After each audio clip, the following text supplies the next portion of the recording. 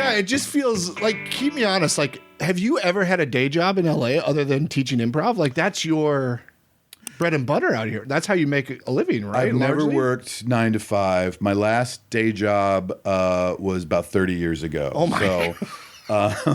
In Chicago, my first few years there, I tended bar and waited tables. Yeah, so like that. Not only is your identity, it's. I have no skills. Well,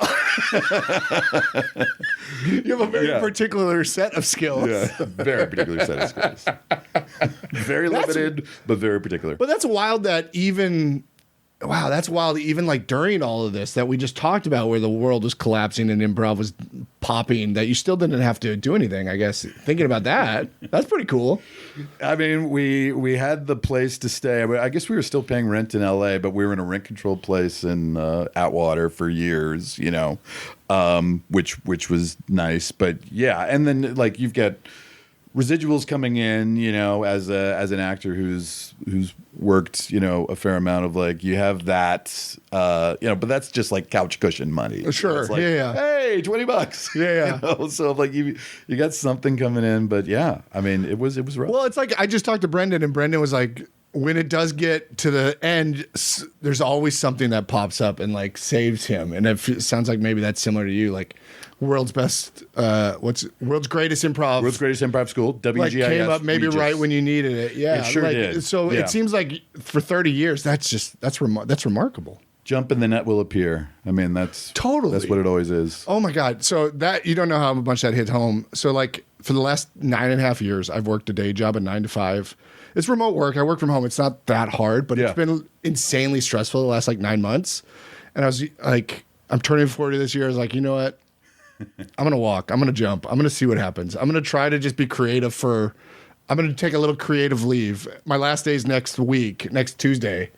And like, everyone's been so supportive, but I'm like kind of nervous about turning that faucet off to see, because I've just gotten so used to having that backup. So I'm So when you said when you jump, the net catches you. I feel that. I really do right now, because I'm like, let's hope so. Those milestone birthdays are always daunting too. Like it's just like our zero getting reset. But yeah, but believe me, of like having gone through 30, 40, and 50, like those are each like incredibly pivotal and stressful times. And then like the actual birthday happens, and you're like, oh.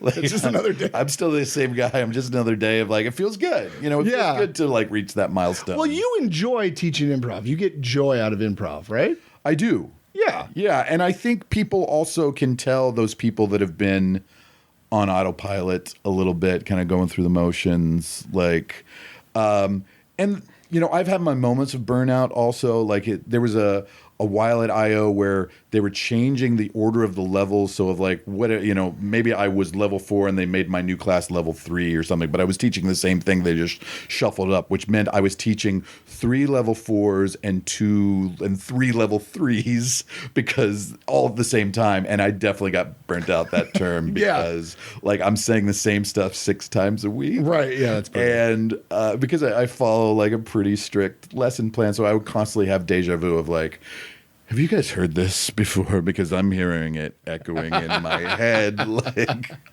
so, but those have been few and far between, those moments of burnout. And I think, you know, I always have the same information available. Like I'm always the same guy, and I've got all this, you know, experience and know-how, but of like not every class is the same. So like the difference is them, of like the more they want out of it, the more I can give them. And so it's always a two-way street with teaching a class. And so that's why it's been so great to have like really motivated and excited people, because that keeps me motivated. Yeah, absolutely.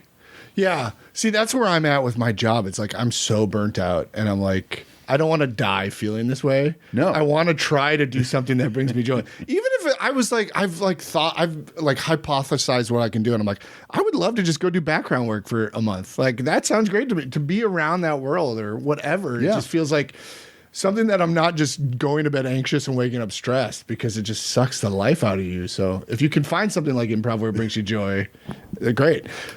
I mean, being on set in any capacity is very useful, you know. I agree. And I think background work is a great way to just kind of like learn how everything works and you know, not that it's all about networking or whatever, but you never know who you might meet. Like, I mean, LA is just a fascinating town. Yeah, the people are fascinating and bizarre and wonderful, and you know, and you just see the whole broad range of that.